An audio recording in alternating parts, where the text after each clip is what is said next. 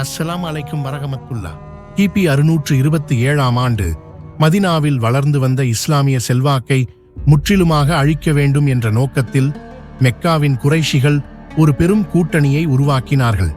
இதில் பல்வேறு அரேபிய கோத்திரங்கள் இணைந்ததால் இது அஹ்ஸாப், அதாவது கூட்டணி படைகள் போர் என்றும் அழைக்கப்படுகிறது. சுமார் 10,000 வீரர்கள் மதினாவை நோக்கி படையெடுத்து வந்தனர். மதினாவில் இருந்த முஸ்லிம் படைகளின் எண்ணிக்கை வெறும் 3,000 மட்டுமே.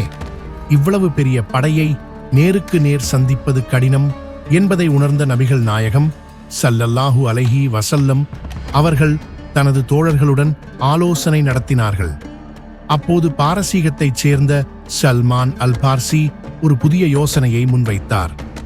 எங்கள் பாரசீக நாட்டில் எதிரிகள் தாக்க வரும்பொழுது நகரத்தைச் சுற்றி ஒரு பெரிய அகழியை குழி தோண்டி நகரத்தை பாதுகாப்போம் என்று கூறினார். அரேபியர்களுக்கு இது முற்றிலும் புதிய உத்தியாக இருந்தது. நபிகள் நாயகம் ஸல்லல்லாஹு அலைஹி வஸல்லம் அவர்கள் இதை ஏற்றுக்கொண்டார்கள். மதினாவின் வடக்கு திசை மட்டுமே எதிரிகள் நுழையக்கூடிய சமவெளி பகுதியாக இருந்தது. எனவே அந்த பகுதியில் சுமார் 3.5 மைல் நீளத்திற்கு குழி தோண்டப்பட்டது. நபிகள் நாயகம் ஸல்லல்லாஹு அலைஹி வஸல்லம் அவர்கள் தாமே ஒரு சாதாரண வீரரைப் போல அந்த பணியில் ஈடுபட்டு மண் சுமந்து தோழர்களை உற்சாகப்படுத்தினார்கள். வெறும் 6 நாட்களில் இந்த கடினமான பணி முடிக்கப்பட்டது. எதிரி படைகள் மதினாவை நெருங்கிய போது தங்களுக்கு முன்னால் இருந்த பிரம்மாண்டமான அகழைக் கண்டு திகைத்துப் போயினர். குதிரைப்படை வீரர்களால் அதை கடக்க முடியவில்லை. எதிரிகள் அகழிக்கு அப்பால் தங்கி முற்றுகையிட்டனர். அவ்வப்போது அம்பு எய்தல் மட்டுமே நடந்தது. மதினாவிற்கு உள்ளே இருந்த சில குழுக்கள் எதிரிகளுடன் இரகசிய ஒப்பந்தம் செய்து முதுகில் குத்த முயன்றன. இது முஸ்லிம்களுக்கு பெரும் நெருக்கடியை ஏற்படுத்தியது. முற்றுகை நீடித்ததால் இரு தரப்பிலும் உணவு தட்டுப்பாடு ஏற்பட்டது. முஸ்லிம்கள் வயிற்றின் மீது கல்லை கட்டிக்கொண்டு காவல் காத்தனர்.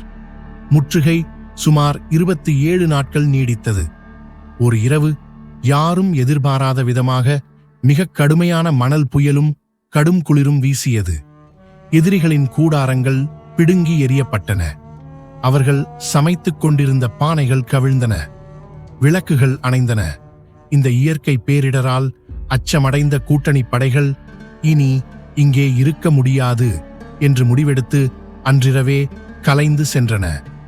இந்த போரின் போக்கை மாற்றியதில் ஒரு மிக முக்கியமான நபரும் இருந்தார். அவர் பெயர் நொய்ம் இப்னு மசூத். முற்றுகை நீடித்துக் கொண்டிருந்த போது அவர் ஒரு இரகசிய ராஜதந்திரியாக செயல்பட்டு எதிரி கூட்டணிக்குள் பிரிவினையை ஏற்படுத்தினார். இது இஸ்லாமிய வரலாற்றில் ஒரு சுவாரஸ்யமான திருப்பமாகும். நொய்ம் இப்னு மசூத் அப்போதுதான் இரகசியமாக இஸ்லாத்தை தழுவியிருந்தார். அவர் முஸ்லிம் என்பது மெக்காவின் குறைஷிகளுக்கோ அல்லது மதினாவில் இருந்த பனு குறைசா யூதர்களுக்கோ தெரியாது. அவர் சில வியூகத்தை கையாண்டார். இவர் பனு குறைசாவிடம் சென்று, குறைஷிகள் இந்த போரில் தோற்று பின்வாங்கினால் நீங்கள் மட்டும் தனியாக மாட்டிக்கொள்வீர்கள். எனவே குறைஷிகளிடம் இருந்து சில முக்கியமான நபர்களை பிணை கைதிகளாக உங்களிடம் ஒப்படைக்கும்படி கேளுங்கள். அவர்கள் அவ்வாறு செய்தால் மட்டுமே நீங்கள் போரில் அவர்களுக்கு உதவ வேண்டும் என்று ஆலோசனை கூறினார். பின்பு குறைஷிகளிடம் சென்றார். பனு குறைசா யூதர்கள் முஸ்லிம்களுடன் இரகசியமாகச் சேர்ந்துவிட்டனர். உங்கள் நம்பிக்கையை சோதிக்க அவர்கள் உங்கள் தலைவர்களை பிணை கைதிகளாக கேட்பார்கள். அவர்களிடம் யாரையும் ஒப்படைக்காதீர்கள் என்று எச்சரித்தார். போர் உச்சகட்டத்தில் இருந்தபோது நொயம் சொன்னது போலவே பனு குறைசா பிணை கைதிகளை கேட்டனர். அதை கேட்ட குறைஷிகள், நொயம் சொன்னது உண்மைதான், இவர்கள் நம்மை ஏமாற்றுகிறார்கள் என்று நினைத்தனர். இதனால் இரு தரப்புக்கும் இடையே பெரும் சந்தேகமும் பகையும் ஏற்பட்டது. இந்த ராஜதந்திரத்தால் எதிரி கூட்டணிக்குள் இருந்த ஒற்றுமை குலைந்தது. ஒருவரை ஒருவர் நம்ப மறுத்தனர். இந்த சோர்வும் அதே நேரத்தில் வீசிய பயங்கரமான புயல் காற்றும் சேர்ந்து அவர்களை போர்க்களத்தை விட்டு ஓட வைத்தன. மறுநாள் காலை விடிந்தபோது போர்க்களம் காலியாக இருந்தது. ஒரு சொட்டு இரத்தம் கூட சிந்தாமல், பெரிய அளவில் போர் நடக்காமல் அல்லாஹ் தந்த உதவியால் முஸ்லிம்கள் வெற்றி பெற்றனர். இது மதினாவின் வலிமையை உலகுக்கு நிரூபித்தது. இதுதான் இந்த அகழி போரின் அழகான தொகுப்பு. எங்களுடைய அடுத்த காணொளிக்கு எங்கள் இந்த சேனலை சப்ஸ்கிரைப் செய்து கொள்ளவும். அஸ்ஸலாமு அலைக்கும் வரஹ்மத்துல்லாஹ்.